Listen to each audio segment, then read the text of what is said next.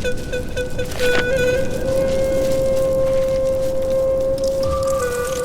ម្ពុជាមានរឿងរ៉ាវអច្ឆរិយៈនិងសម្បត្តិបេតិកភណ្ឌវប្បធម៌រូបីនិងអរូបី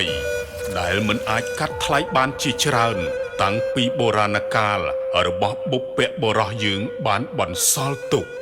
ក្នុងនោះក៏មានមហាព្រឹត្តិការណ៍ដ៏មហោស្ចារ្យមួយគឺ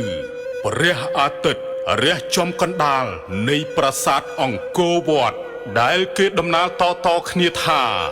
សមរាត្រី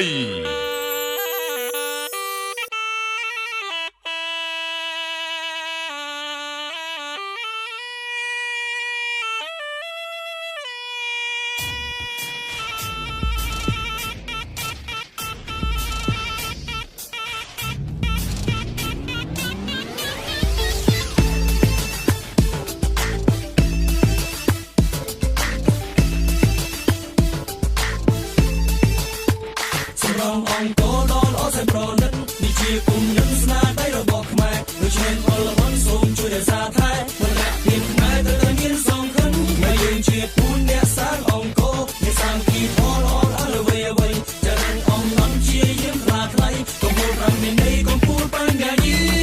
នយើងទាំងអស់គ្នាសមនឹងខ្លាំងណាស់ទាំងក្មេងទាំងចាស់បានកាត់មកជាកូនខ្មែរមានក្រុមវណ្ណៈក្រុងចំការស្រែក្រុមពុនលឺខែលើដែនដីសវណ្ណភូមិរួចពីសង្គ្រាមកំណៃខោខើបងប្អូនរស់នៅដោយក្តីសុខសាន្តមានម្ហូបអាហារនិងលំនៅឋានជួបជុំសន្តានមានសុភមង្គលទឹកមានត្រីក្នុងដីមានរ៉ែលើដីមានស្រែមានដំណាំដាំដុះបន្លែបង្ការផលអាចម្រុះមានភ្នំមានជ្រោះមានកន្លែងកំសាន្តហេ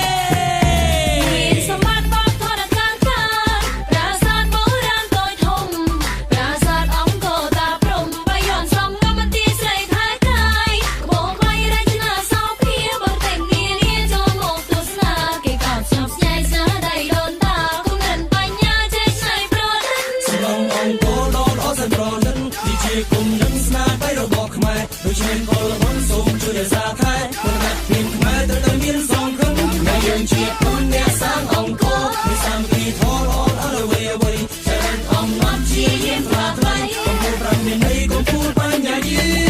ន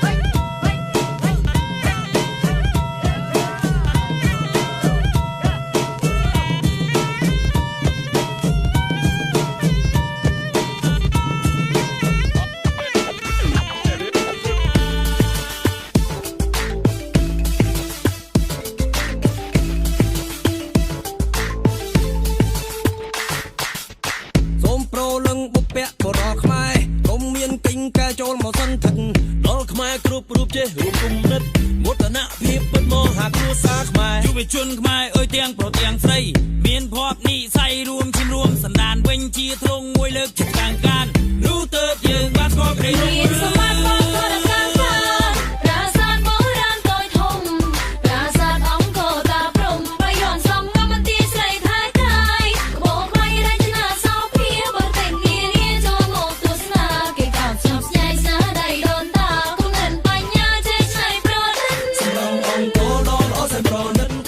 គុំនឹងស្នាដៃរបស់ខ្មែរដូច្នេះអរលន់សូមជួយរក្សាថែបរិយាភាពខ្មែរត្រូវតែមានសង្ឃឹមហើយយើងជាពូនអ្នកសាងអង្គរមានសាមគ្គីធម៌ល្អអរវេអ្វីចរិញអំណន់ជាយើងខ្លាថ្លៃកំពូលប្រាំមានន័យកំពូលបញ្ញាយា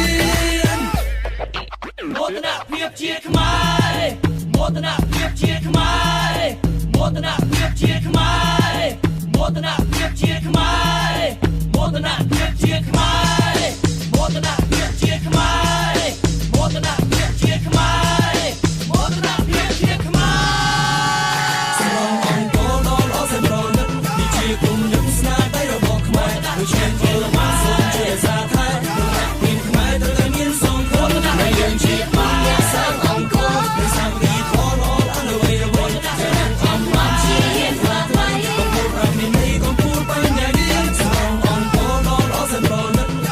គុំនឹងស្នាដៃរបស់ខ្មែរដូចឈាន